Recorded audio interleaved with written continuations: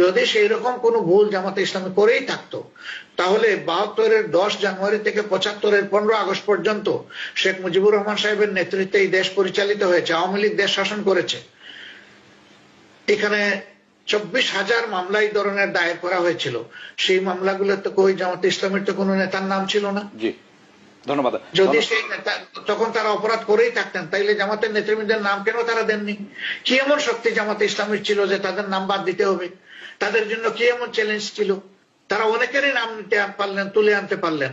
এর প্রমাণটা দেখুন যে এই সরকার কয়েকদিন আগে যে সরকারটা পতিত সরকার বিদায় নিল, সেই সরকারের মুক্তিযোদ্ধা বিষয়ক মন্ত্রণালয় এই দেশে রাজাকারের তালিকা তৈরি করলো 10,000-এর, এর মাঝে 8,183 জন হইল আওয়ামী লীগের। কি বলবেন এখন আপনি বলুন? আর সেখানে 134 জন ছিল জামাতে ইসলামের, অন্যান্যরা আরো ভাগ বাটোরা পেয়েছে। আমাদের বিরুদ্ধে যে অপপ্রচার গুলা কার্যত এগুলা তাদের নিজেদের তৈরি করা, শুধু মুক্তিযুদ্ধের চেতনার কথা বলে একটা জাতিকে ধ্বংস করা, শোষণ করা, লুণ্ঠন করা এবং অন্যদের তাবেদার বানানোর বিষয়টাকে বৈধতা দেওয়ার জন্য, জায়েজ বানানোর জন্য আমাদের বিরুদ্ধে অপপ্রচার গুলা চালানো হয়েছে।